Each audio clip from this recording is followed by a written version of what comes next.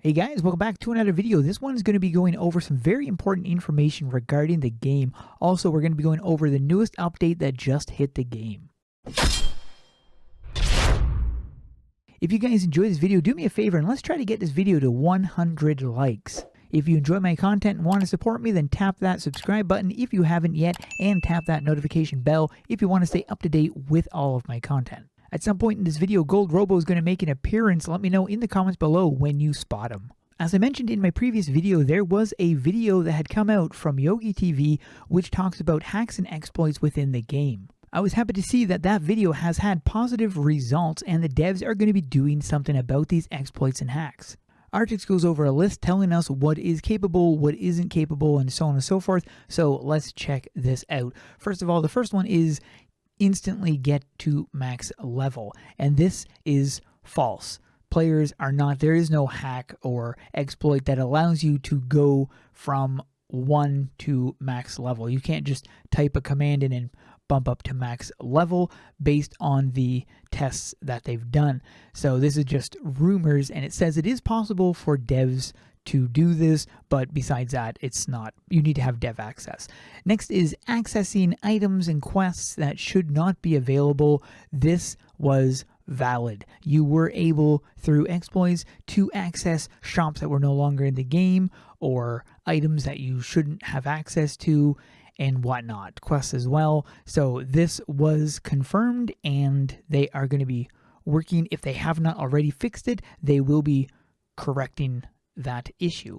Next is the client versus server, and this is just about the explanation that the client is not the server. So what you do on the client is client side. Some stuff only you see, some stuff everybody can see if it goes server side, but it's the way that the server reads the client and stuff like that. What they could do is make some kind of prevention thing. So if it's a modded client, it would send off a signal so that the server wouldn't connect to it because it's not the proper assembly DLL or something. Who knows? Anyways, we'll have to see with that. Then there's dev commands. Now, the devs in the game have secret commands like restart server and ban. Well, actually, that's ban isn't just dev access. I think that's moderators have that too. And then it says anyone can type these commands in, but they only work if you are a dev. And then it says this is because the server will only allow devs to use those commands. So you need to have that access level in order to actually use those commands. And then it talks about the client commands and functions, goes into a little bit of information regarding that. And it says that there are a lot of client commands now, some of which would work, as it says a lot of the reported issues were the use of the hacked game clients to use commands and functions when they were not supposed to be used. And it says almost all of the things reported fall under this category. Needless to say, editing game code is against the terms of service agreement, but that's like posting a no trespassing sign. Good guys will obey it, bad guys won't. And it said it is important that the game server is secure. Overall, our players have been good, but when hacks and exploits are abused, we need to add new rules to the server to kick and ban or disable those who are ruining the game for others. In our previous games, we added traps, and the traps were things like shops, and then once somebody gets access to it, their account is instantly banned.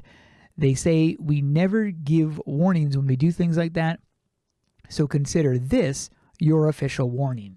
So anybody who's snooping in the codes and happens to fall upon these traps, you can get insta-banned from the thing. Speed hacks. And this is the biggest potential issue, is speed hacks and teleportation. A year ago, the team added a speed monitor and bot score in the game. The server watches your movement, and if you appear to be teleporting or speeding around the map, it adds a score to your character. They can detect the hackers, but it's not enabled to automatically ban players yet. They have been talking, so currently they've been doing it manually. It says if the player is reported and they are reported for hacking, then it's sent to the devs who take a look at the bot score and then they can manually ban. It seems we need to turn this on so people using these exploits will be automatically banned. And they're talking about pulling the data so they can set up the proper ban thresholds because some people have already then it says because some people have already asked, no, bot scores will not be public. Room skipping. This is an exploit that was reported that would allow players to skip rooms all the way to the boss, and this is something that was happening in the older dungeons. So in the newer dungeons, they have things in place that you can't bypass, but in the older dungeons, you were able to bypass, and unfortunately, the only way of solving this is by going back to those dungeons and adding the proper requirements to each room. So it's going to take a while to do it, but it is something that they can do. The spawner machine trigger. This is another exploit that was reported, which requires a custom command to be sent to the server to activate a Schrade spawner. We call it a Schrade spawner because this type of map machine was first created way back during the Friday the 13th event, the very first one. It just randomly spawns a monster from time to time. Sometimes we use the same machine to deliver rewards at the end of the dungeon. It was discovered that the Schrade spawner was configured incorrectly. It made it impossible to activate the machine over and over. So instantly people were able to spawn using these things like chests at the end of dungeons and things. So this has been, or they say we need to manually go through the maps and fix them. So that is something that they will be doing, but it's going to take time to do it. But at least that is another exploit they will be solving. I think the biggest one of the biggest ones for sure, is the speed hackers and flyers and stuff, the infinite jump one. So the admin tools, including spawn and map editor. This was a misleading claim that our new spawn and map editor tools could be used by anyone.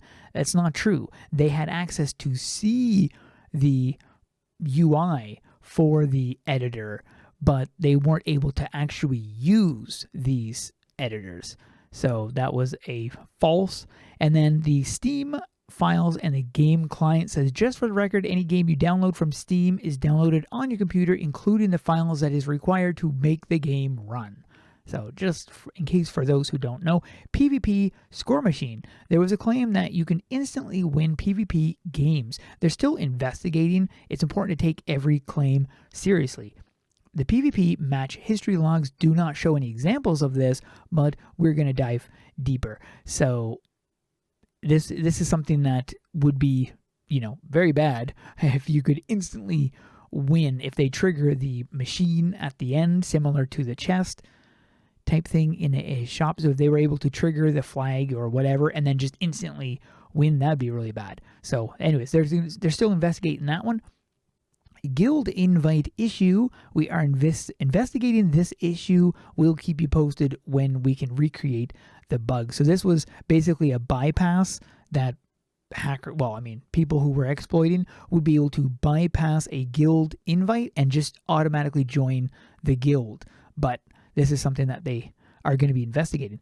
And so there's no valid claim whether this actually does happen or not. But the dangers of hacked clients, and this is very important because some people who are downloading hacked versions or modded clients for the game, they think that they're safe and that they can use them, and this is not the case. It could be very easy. Any information that you're putting out into this client could be easily taken by whoever created this client. So it could be very dangerous for you, for your computer, for any information that you have, whether it's financial or whatever.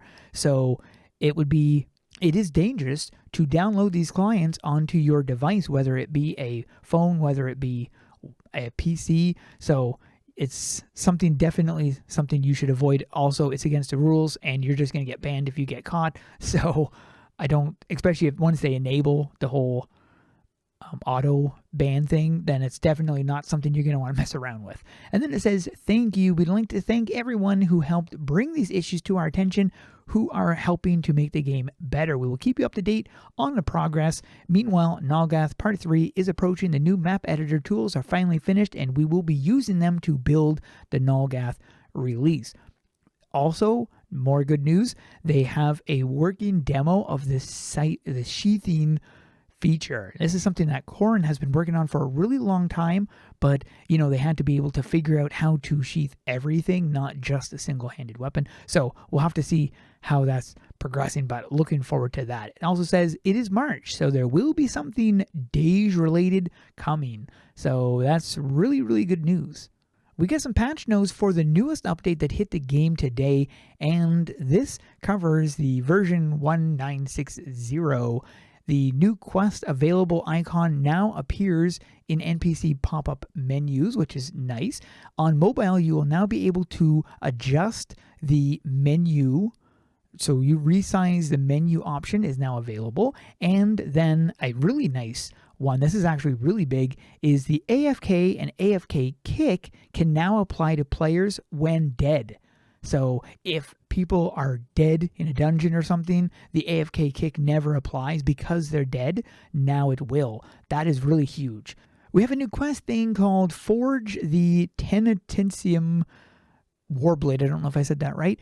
What really got me excited was when it said that they discovered a new vein of a new ore, and that this is a very rare ore.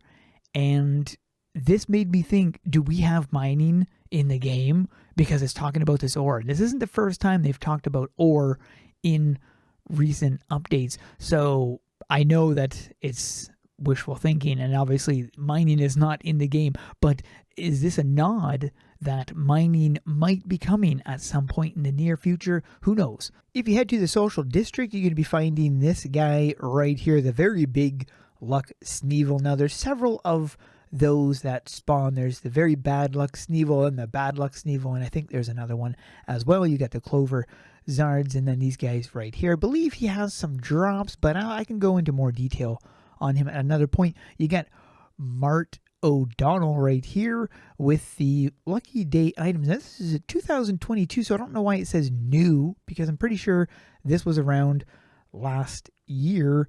So you can get this stuff for the Clover Leaf, all of this different stuff here. Some of these, yeah, I'm pretty sure this is from last year, because I recognize this stuff. But anyways, so you do have some.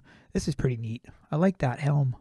That's a pretty nice helm. And then you've got the cape. There's several different items and stuff in here that are pretty unique. This is pretty nice.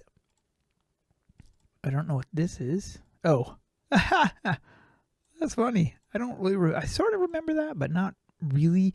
And then you have the Clover. Oh, right. These guys are scattered around in Greengard Forest, the Living Cave, and whatnot. Talks about more locations. You might try looking in these locations for these guys as well. And then this is the daily right here. Says bring that. So you get 100 of these. So yeah, the Clover. I'm gonna have to look into this again because I forgot about that. I'll go into more detail in another video regarding that. And then over here you've got this guy Lucky, and this is where you have these. This is what you can already get from just what I just showed you a moment ago. And then you've got the past Lucky Day collection, and this is a 2020, also available for Cleaver Leaf right here. You get a bunch of different stuff here, which is some interesting ones, like this one right here, bagpipes, very original. You've got this sword and shield sword right here, very unique. I like that. Those are nice too. Go really nice. This is a really cool, I love this weapon. Look at that nice big gold katana weapon. So if you're a fan of katanas, you're gonna want to go for this thing because it looks really cool.